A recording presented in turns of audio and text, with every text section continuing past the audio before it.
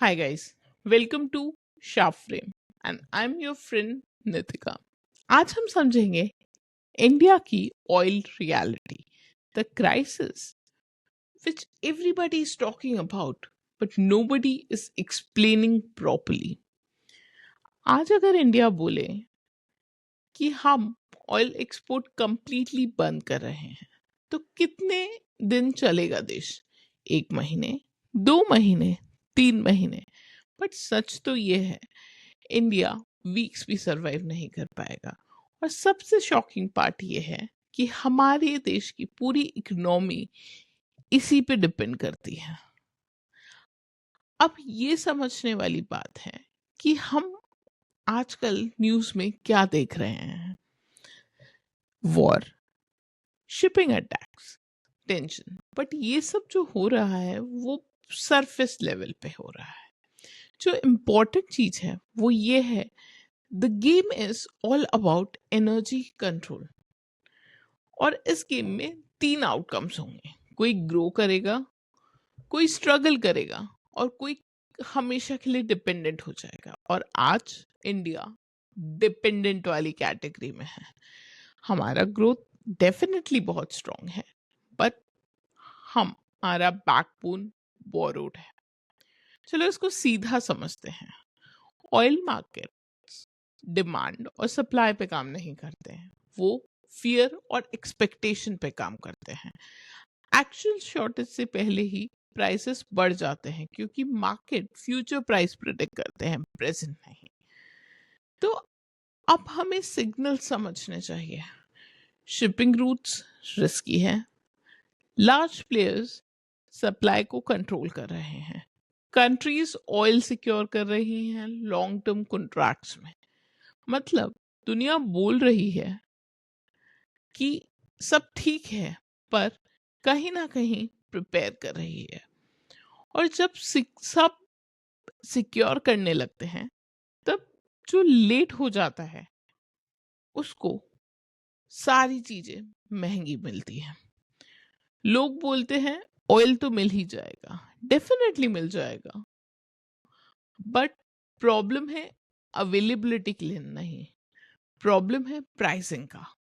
आपको ऑयल मिलेगा बट किस प्राइस पे, और वो कौन डिसाइड करेगा? सबसे इंपॉर्टेंट बात यह है कि अगर जिसके कंट्रोल में प्राइस नहीं है उसके कंट्रोल में फ्यूचर कैसे होगा?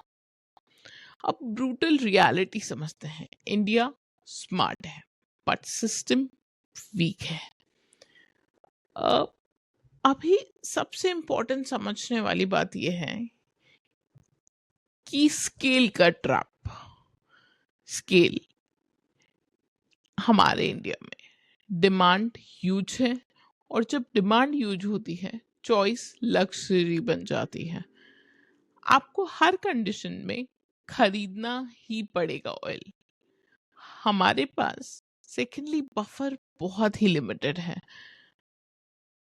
बट वो बफर एक शॉर्ट स्टॉक है। लॉन्ग क्राइसिस आया तो बफर खत्म हो जाएगा।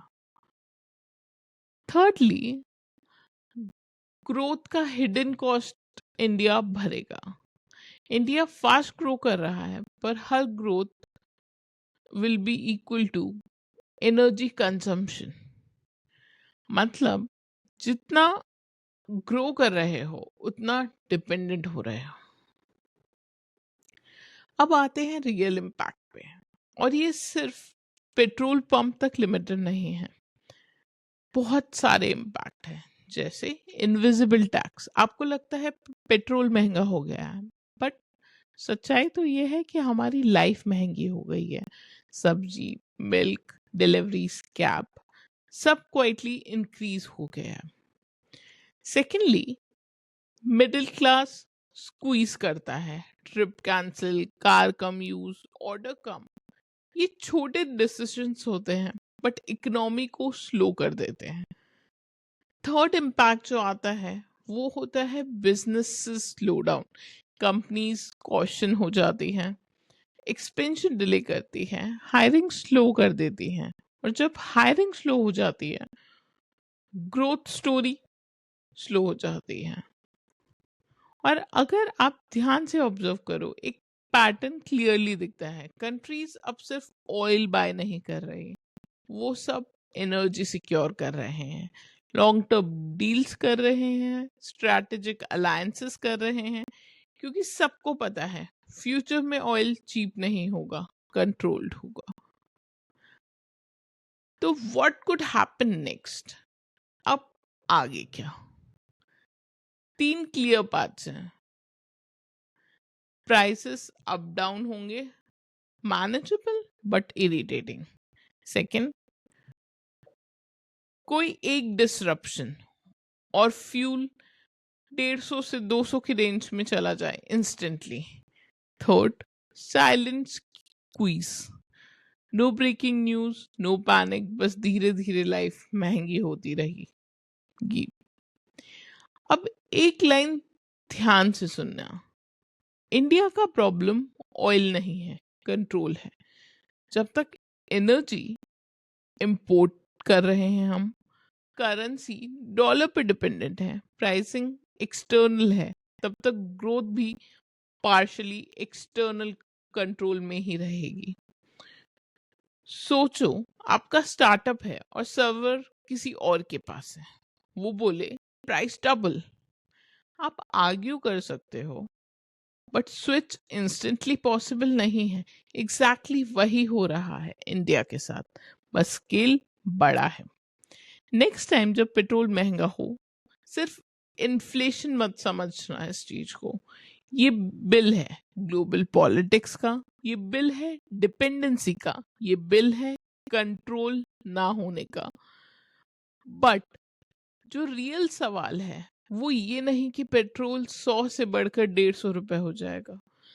रियल सवाल ये है कि क्या इंडिया का भी प्राइस डिसाइड करेगा, या इंडिया सिर्फ प्राइस पे करता रहेगा। क्योंकि अभी क्राइसिस बाहर होता है और इम्पैक्ट इंडिया भुगतता है। अब सबसे इंपॉर्टेंट बात यह है कि ये एक ग्रोथ पैराडॉक्स है।